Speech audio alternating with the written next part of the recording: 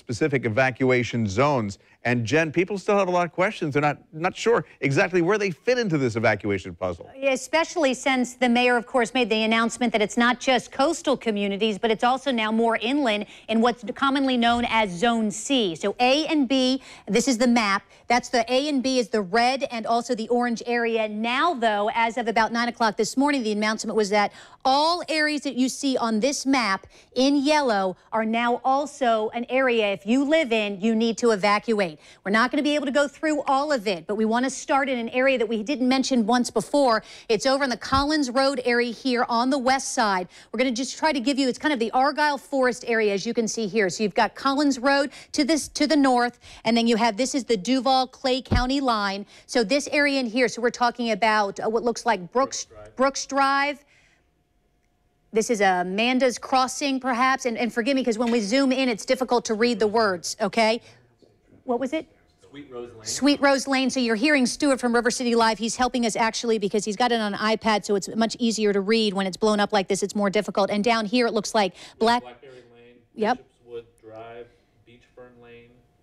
And then this is Argyle Forest area. So this whole area here spanning this, again, this is an evacuation zone. If you live to the right, these areas here, you do not need to evacuate. We're going to move now further over closer to NAS Jacksonville. The areas around NAS Jacksonville, they are now included in that zone, which needs to evacuate. So we've got NAS Jacksonville, the golf club, obviously, and see how this snakes up, and it really follows the river, okay? So this area, you learned if you live in it, you need to evacuate. Now this snake all the way up basically between the river and Timuquana Country Club as you head up here and up further north. If we can kind of scroll then up and you can see, and let's zoom in if we can, Stuart, and just give people a better idea of the roads that we're talking about where you do need to evacuate. So this is Cortez Park. Cortez Park. So if you live near or around Cortez Park, you are going to need to evacuate. It goes all the way over to Sherwood Road also, which is near the water, Nottingham Road,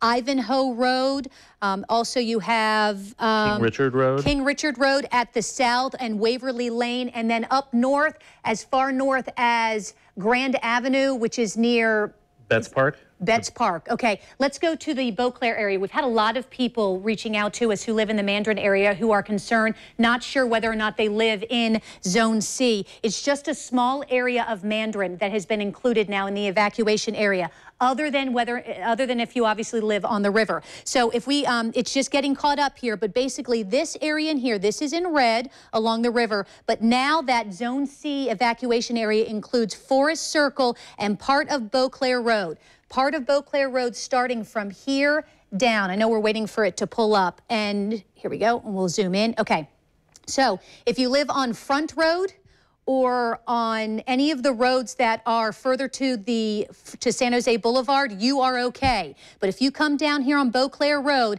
and head around Forest Circle up to the water, you do now need to evacuate. All right, now we want to go to the downtown Jacksonville area. Obviously, the Talleyrand area you need to evacuate. If you live around Everbank Field for some reason, you also need to evacuate. And then also further in, let's start here. Look at the downtown area. I mean, an area, there are a lot of city buildings here, but there's also peppered in some areas where people, particularly near Florida State College of Jacksonville, who live there. So we're talking about Union Street, Broad Street South. Jefferson Street is the border here. So Jefferson Street on the west, and then to the south is all the way up to about Fifth Street. Am I reading that correctly? That's Fifth right. Street on the north. 5th Street, excuse me, and then even coming over here. That's Pippin that goes across behind you. Okay, Pippin, right here. The horizontal one. Okay, all right. So all along here, if you live in this area, you do need to evacuate. As Near Old City Cemetery. Right, near Old City Cemetery. Thank you, Bruce. Now, if we hit further north, as we go up along the coast area, well, along the river, okay, you'll see this large swath of area also that really comes around Talleyrand, okay, down around Jacksport and heads up here north. So East 44th Street, East 50th Street, for example, part of Evergreen Avenue. Now, we have been bringing you these kind of tight images of the evacuation zones for a couple of hours now, and part of that is because jacksready.com, which is the city's website, it crashed because so many people were going to it. We're able to access it. So are the folks that are manning our phone bank. We just gave you those numbers, so call our phone bank also. They can help you. They can type in your address and look up to see where you live and if you live in an evacuation zone. We also are posting this entire information to our Facebook page at WJXT4. Again, that's Facebook.